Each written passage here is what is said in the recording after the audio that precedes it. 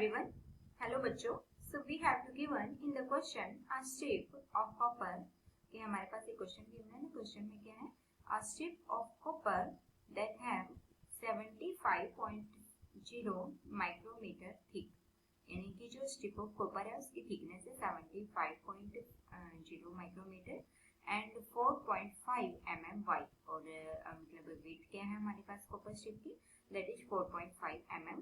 Placed in a uniform magnetic field. उसको हमने magnetic field में रखा है और जो मैग्नेटिक फील्ड है उसका मैग्नीट्यूड कितना है हमारे पास? 0.75 tesla with B vector perpendicular to the strip. जो मैग्नेटिक फील्ड है वो परपेंडिकुलर है स्ट्रिप के.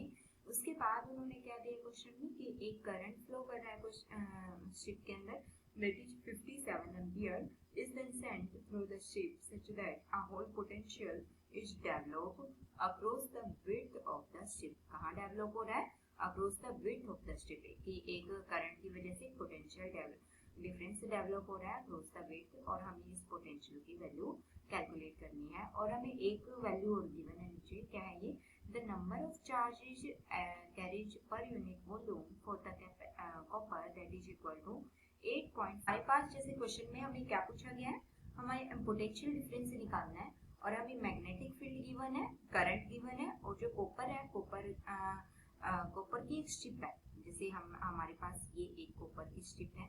इस कॉपर की स्ट्रिप में हमें क्या क्या गिवन है? यानी इसकी जो विड्थ है यानी थिकनेस है जो वो कितनी है? 75 माइक्रोमीटर. ओके. और जो इसकी लेंथ है कॉपर स्ट्रिप की that is equal to 4.5 mm. Okay. And उसके बाद हमें क्या गिवन है कि उसके बाद जैसे हमारे पास करंट की वैल्यू गिवन है. इसके अंदर करंट फ्लो कर रहा है तो करंट की वैल्यू कितनी है? 57 एम्पियर. और इसमें एक पोटेंशियल डिफरेंस डेवलप हो रहा है और इन्होंने कहा बोला है वो विड्थ के अलोंग यानी इस चौड़ाई के अलोंग. तो यहाँ पे एक डेल वी यानी कि पोटेंशियल डिफरेंस डेवलप होगा.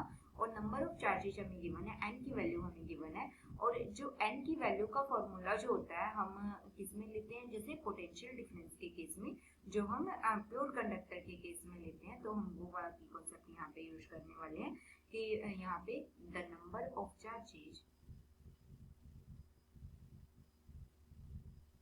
the number of free charges in pure conductor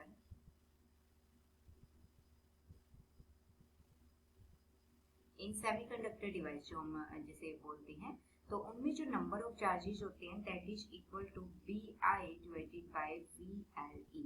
तो ये जो फॉर्मूला है क्योंकि हमें एन की वैल्यू गिवन है तो हम ये फॉर्मूला एज इट की कॉन्सेप्ट यहाँ पे यूज करने हैं. में क्या क्या गिवन है? तो क्वेश्चन में हमें आई की value that means current given है दैट इज 57 एम्पियर और बी की वैल्यू बी यानी कि magnetic field that is equal to 0.65 tesla. उसके बाद हमें क्वेश्चन में क्या गिवन है? नेक्स्ट हमें गिवन है number of charges per unit volume that is equal to 8.47 into 10⁻28 electron per metre cube. Okay, so these are the number of charges given in the question. So हमारे पास formula में क्या use करने वाले हैं कि जो number of charges per unit volume यानी कि एन की जो वैल्यू होगी for a pure semiconductor device and this is equal to BI divided by VLE. Okay. So यहाँ से अगर हम V की वैल्यू निकालें तो हमारे पास क्या आएगा? BI divided bye NLE. Okay. सो B की वैल्यू हमारे पास क्वेश्चन में क्या है? 0.65 Tesla and multiply by I is equal to 57 ampere divided by N की वैल्यू जो हमें क्वेश्चन में ऑलरेडी गिवन है that is 8.47 into 10⁻28 multiply by length. यानी कि यहाँ पे किसके अलोंग है potential difference? that is along this line. Okay. और इसकी विड्थ कितनी है हमारे पास? 75 micrometer. So this is equal to 75 into micro के लिए 10⁻⁻6 एंड मल्टीप्लाई में हम क्या यूज करने वाले हैं? ई की value that is equal to 1.6 into 10⁻90. Okay. So these are the all values given in the question. Okay. So by solving to all of these अगर हम यहाँ से सभी वैल्यू को सॉल्व करते हैं तो वी का जो फाइनल आंसर आता है हमारे पास वो आता है 3.6 into 10⁻⁻5 volt. So this is the value of potential developed across the strip across the width. Okay, I hope you understood it well. All the best.